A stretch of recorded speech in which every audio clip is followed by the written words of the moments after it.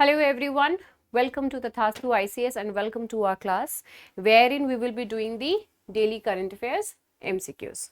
Okay, so let's get started with this thing, but before that a little bit of information related to our courses. NCERT batch जो है it is going on. If you want to join specifically only the NCERT, then you can join this one. Apart from that, we are running multiple courses, like multiple programs, basically not the courses, BA, MA, diploma plus UPSC preparation, and apart from that only UPSC preparation. All these programs we are providing, and apart from that philosophy optional is also going on, and score enrichment program is also going on, and this essay enhancement program as well. You can join any of these, whichever you want to. Details you can get it from these numbers, you can call on these. Apart from that, tathastuics.com, यहाँ पर भी आप visit करके जो है इन सभी की details पा सकते हैं. Okay, let's get started with the very first question. हमारा जो पहला क्वेश्चन है इसमें ग्रेविटेशनल वेव्स, इससे related this topic I had covered earlier as well. इसको जो है मैंने पहले भी कवर कर दिया है, एंड आई होप आपने वो न्यूज़ एनालिसिस ज़रूर देखी होगी जिसमें जो ये gravitational waves, ripples and everything, ये सारी चीज़ें मैंने बहुत डिटेल में एक्सप्लेन करी थी.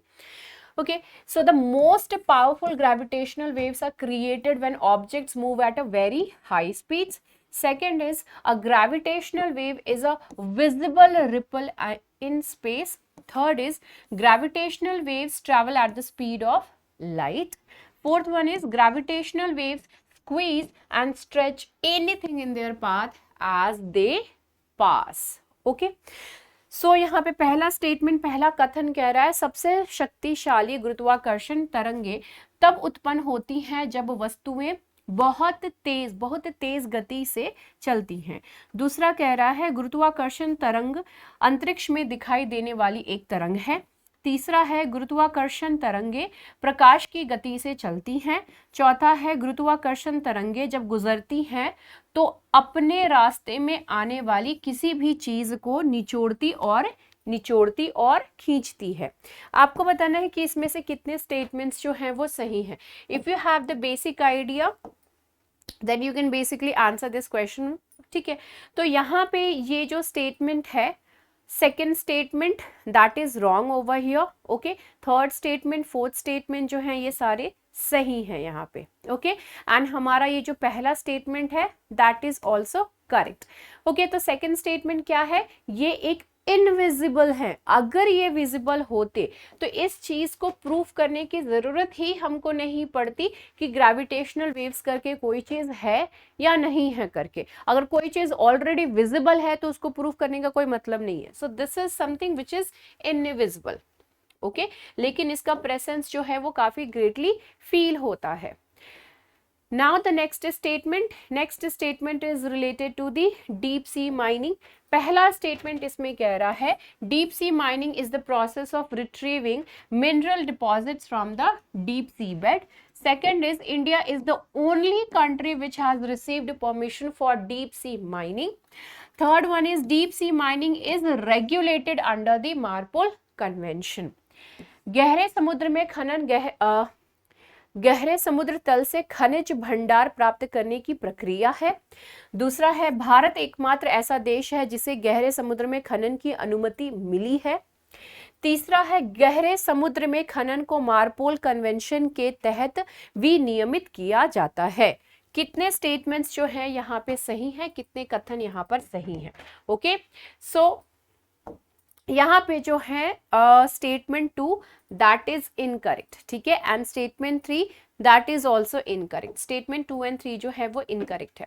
अब ये जो है किसके द्वारा होता है, according to international seabed authority. मतलब ये जो अथॉरिटी है इसके द्वारा, अगर इसका जो इंफॉर्मेशन इसके द्वारा जो प्रोवाइड किया गया है, कंट्रीज, वो कंट्रीज जिसके पास इस चीज की परमिशन है, डीप सी माइनिंग की जो परमिशन है, उसमें आता है China, France, Germany, India, Japan, Republic of Korea, Russian federation and a consortium of the Bulgaria, Cuba, Czech Republic, Poland, Russian Federation and that of the Slovakia.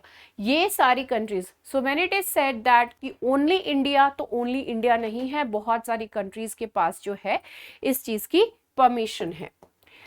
Now यहाँ पे जो हमारा थर्ड स्टेटमेंट है, यहाँ पे क्या चीज आता है, मारपोल बेसिकली पोल्यूशन से रिलेटेड डिसीजंस लेता है. So international convention for the prevention of pollution from ships, that is the MARPOL. So pollution जो बेसिकली शिप से रिलेटेड होता है तो उस चीज से ये डील करती है.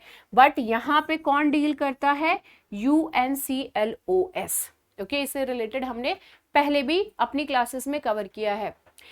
So the United Nations Convention on the Sea, also called as the Law of the Sea Convention or the Law of the Sea Treaty, deals with the deep mining, deep sea mining. Okay, यहाँ पे मारपोल नहीं है, ये ध्यान रखिएगा. Next हमारा जो यहाँ पे क्वेश्चन है, गलती से तो आंसर ही आप लोगों ने देख लिया.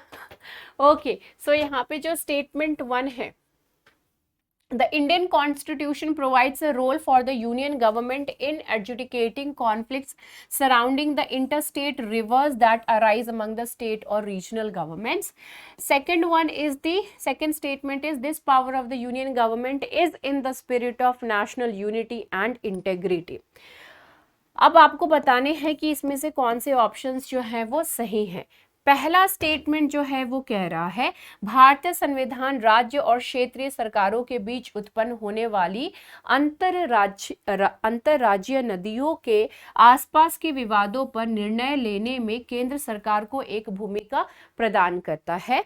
दूसरा स्टेटमेंट कह रहा है, दूसरा कथन, संघ सरकार की यह शक्ति राष्ट्रीय एकता और अखंडता की भावना में है. सो ये जो स्टेटमेंट्स हैं उसके अकॉर्डिंग आपको यहाँ पर ऑप्शंस अपना सेलेक्ट करना है. ओके, तो ऑप्शन बी आप सभी लोगों ने तो देख ही लिया था, तो both the statements are correct and statement 2 is not the correct explanation. ठीक है, अब यहाँ पर क्या कह रहा है, Tamil Nadu flags shortage in its share of the Kaveri water. इस चीज को लेकर के, कावेरी वाटर को लेकर के तो हमेशा ही डिस्प्यूट रहती है, हर साल ये चीज सुनने को मिलता है. आर्टिकल 262 के अकॉर्डिंग अगर वाटर से रिलेटेड कोई डिस्प्यूट होता है तो पार्लियामेंट में by law provide for the adjudication of any dispute और complaint with respect to the use, distribution और कंट्रोल ऑफ वाटर्स और इन एनी इंटरस्टेट रिवर और रिवर वैली. तो मतलब कोई भी अगर इस तरीके की कोई डिस्प्यूट होती है तो वहां पे ये चीज, ये जो आर्टिकल है वो आता है. एंड किसके पास ये जो एक तरीके से पावर है लॉ प्रोवाइड करने की, so that is with the parliament. Okay, parliament के पास है.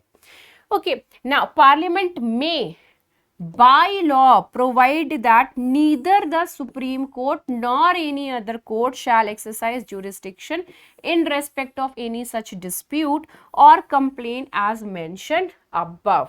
So what it is saying that कि अगर पार्लियामेंट चाहे तो सुप्रीम कोर्ट या फिर कोई अदर कोर्ट जो है, कोई भी jurisdiction, neither the Supreme Court nor any other court shall exercise jurisdiction.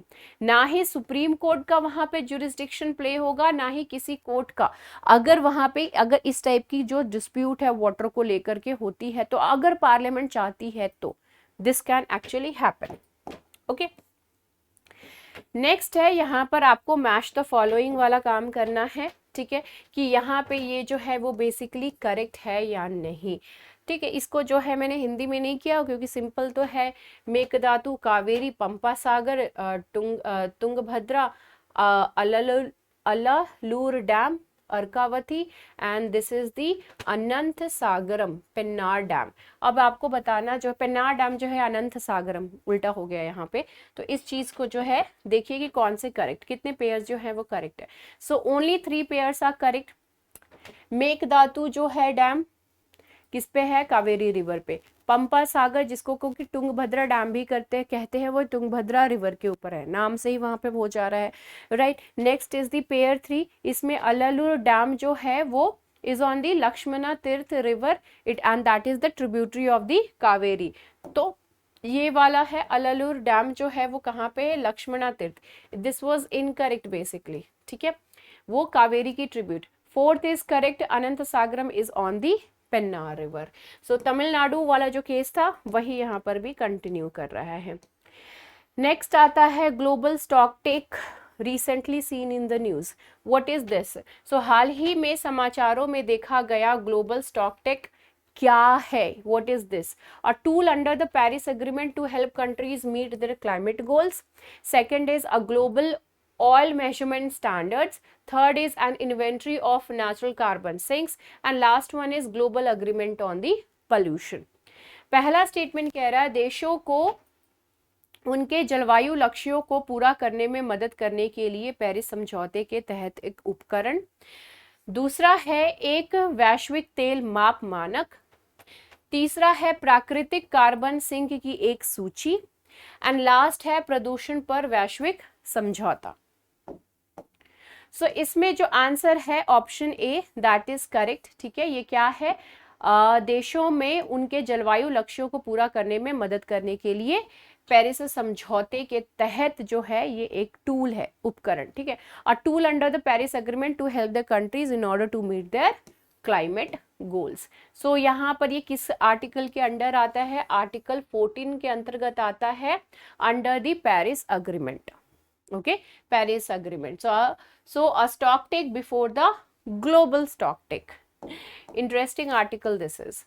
Now the next question is related to RATS. What is this RATS? Regional Anti-Terrorist Structure. Okay तो ये related है किस organisation से, it is related to which organisation. RATS क्षेत्रीय आतंकवाद विरोधी संरचना किस संगठन से संबंधित है, G20, SCO, FATF और UNSC। ओके इसमें से किसके से जो है ये बेसिकली जुड़ी हुई है, आंसर क्या है बी, तो दैट इज दी SCO। ये न्यूज में थी अभी रिसेंटली, ठीक है, अभी न्यूज में आज ही न्यूज में आया हुआ है ये। Okay so that is why it was actually asked. यहाँ पे ये जो रैट्स स्ट्रक्चर है ये किसका आता है, SCO का। सो SCO regional anti terrorist structure established bye the member states of the Shanghai convention. ये ठीक है, ये जो कन्वेंशन है उसके अंतर्गत ये आता है, इसके जो मेंबर्स हैं उन्होंने इसको एस्टैब्लिश किया था टू कॉम्बैट व्हाट, ऑब्वियस सी बात है टेररिज्म, ठीक है, नाम में ही है, टेररिज्म को कॉम्बैट करने के लिए सेपरेटिज्म से रिलेटेड एंड एक्सट्रीमिज्म से रिलेटेड। ओके इस टाइप की कोई भी इशू आती है तो उससे डील करने के लिए ये बेसिकली ये जो है ये जो रैट्स है उसको लेकर के आए थे। And it was done in 2001, located in Bishkek, Kyrgyz Republic, shall be a standing SCO body, ठीक है, SCO की एक बॉडी रहेगी। मेन प्रिंसिपल और इसके फंक्शंस क्या है, प्रिंसिपल क्या है, principle of its constitution and financing as well as its rules of procedure shall be governed by a separate international treaty। Okay इसका बेसिकली कॉन्स्टिट्यूशन किस हिसाब से होगा, फिनेंसिंग किस हिसाब से होगी, वो सारा काम कौन करेगी, एक सेपरेट ट्रीटी होगी, ठीक है, उसके अंतर्गत ये सारा एक इंटरनेशनल ट्रीटी होगी, उसके अंतर्गत ये सारा काम होगा, concluded by the member of the states and other necessary instruments adopted by them.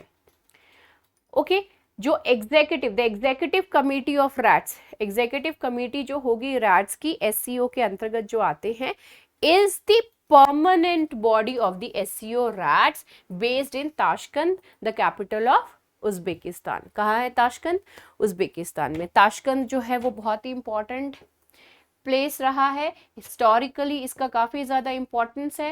Historically इसका इम्पोर्टेंस क्यों है, शास्त्री जी की वजह से, एंड शास्त्री जी की वजह से ये ताशकंद जो है वो इतना ज़्यादा इम्पोर्टेंट क्यों है, कमेंट सेक्शन में बताइए। Okay Now the next question is consider the following statements। निम्नलिखित देशों पर विचार करें, Australia, India, New Zealand, Japan, Israel, south Korea, Turkey, ठीक है, तुर्की। इसमें से कितनी कंट्रीज जो हैं वो नेटो प्लस ग्रुपिंग के अंतर्गत हैं, मतलब इसमें इनकी मेंबर्स हैं, आपको ये बताना है इसमें। ओके तो NATO प्लस बेसिकली उसके बारे में यहाँ पर बोल रहा है, ठीक है। तो आंसर इसमें आ रहा है ऑप्शन सी। ओके सो यानी कि यहाँ पे 5, देखो नेटो प्लस में कौन कौन सी कंट्रीज आती है? यूएस की अलाइज हैं, यूएस की अलाइज बोले तो यूएस के जो फ्रेंडली कंट्रीज हैं वो Australia, New Zealand, Israel, south Korea, Japan.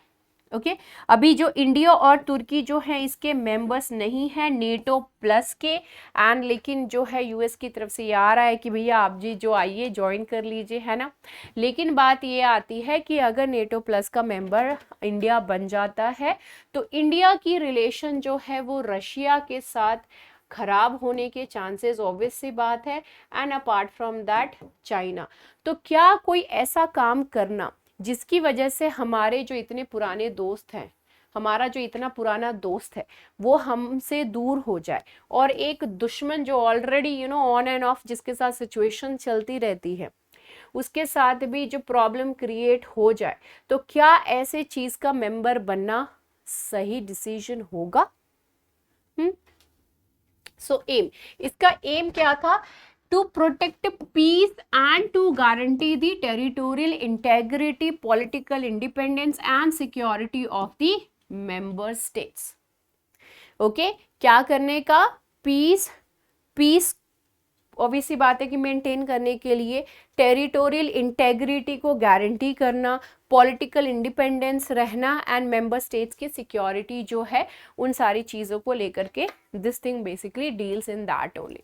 But अब यहाँ पर ये एक चीज़ ये आ जाती है, यूक्रेन की कितनी इंडिपेंडेंस है basically when it is taking the weather to stop this war or not. अभी आप देख सकते हो कि कितना खतरनाक, कितना खराब सिचुएशन हो रखा है यूक्रेन में, but still is war is not stopping ना। वॉर जो है वो अभी भी बंद नहीं हो रहा है, उसके पीछे बहुत सारे वेस्टर्न फोर्सेस हैं जो इस चीज़ को पंप अप कर रहे हैं।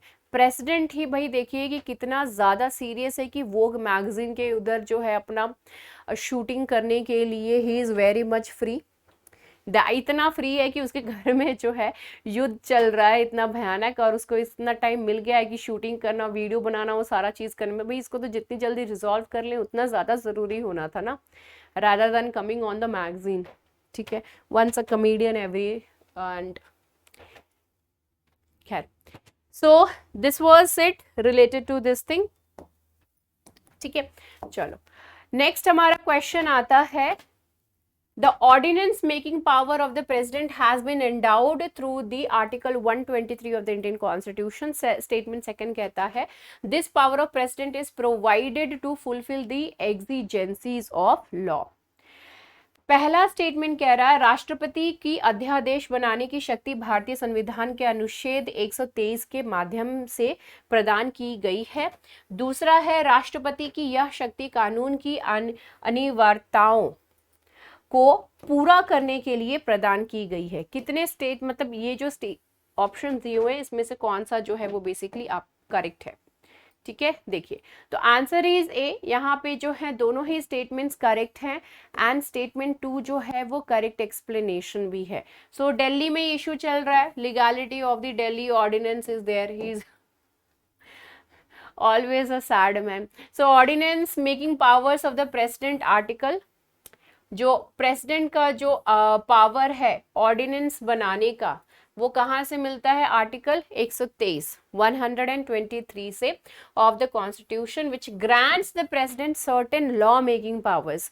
जो पावर जो है वो बेसिकली ये प्रेसिडेंट को देता है, कुछ पावर देता है कि वो जो है अगर दोनों जो हाउसेज हैं पार्लियामेंट की, दोनों हाउसेज जो हैं राज्यसभा विधानसभा, ठीक है, Rajya Sabha and Lok Sabha, Vidhan Sabha I am saying, ठीक है, तो ये जो अगर सेशन में नहीं है तो और उस टाइम जो है हमको कोई लॉ लाने की अगर जरूरत पड़ती है तो उस टाइम प्रेसिडेंट जो है वो ordinance for the time being लेकर के आ सकता है। Okay, for the time being this can be done, and later on उसको जो है लॉ में चेंज किया जा सकता है।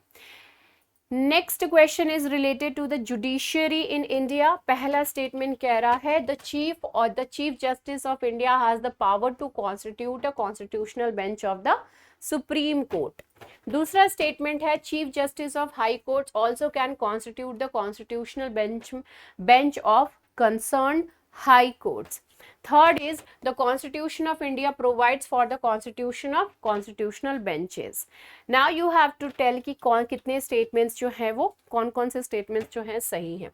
भारत के मुख्य न्यायाधीश के पास सर्वोच्च न्यायालय की संवैधानिक पीठ गठित करने की शक्ति है। दूसरा कह रहा है उच्च न्यायालयों के मुख्य न्यायाधीश संबंधित उच्च न्यायालयों की संवैधानिक पीठ का भी गठन कर सकती है। तीसरा है भारत का संविधान संवैधानिक पीठों के गठन पर प्रावधान करता है।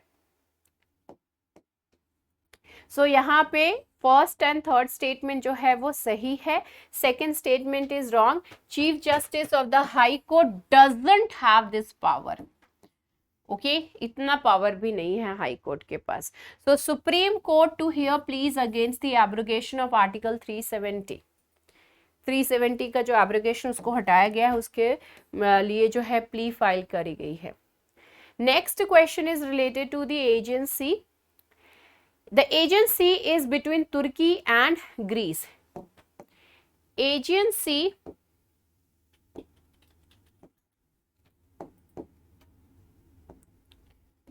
तुर्की और ग्रीस के बीच है। दूसरा है Montreux convention regulates maritime traffic through the agencies. This Montreux Convention agents सागर के माध्यम से समुद्री यातायात को नियंत्रित करता है। कि कौन से जो स्टेटमेंट्स हैं यहाँ पर सही होते हैं। तो यहाँ पर जो है हमारा आंसर है सिर्फ एक स्टेटमेंट यहाँ पे जो है दोनों ही स्टेटमेंट्स करेक्ट है। देखो तो आंसर में यहाँ पर गड़बड़ करके रखे हुए हैं। ठीक है तो इस चीज को ध्यान में रखिएगा। Right so this is it related to today's MCQs. I hope you people liked it, enjoyed it. थोड़ा सा जो था आंसर में तो वो तो मैंने I have already told you, so please notice that one. उसको जो है अपनी तरफ से करेक्ट कर लीजिएगा। Okay, so see you in the next class. Bye bye, take care and have a great time.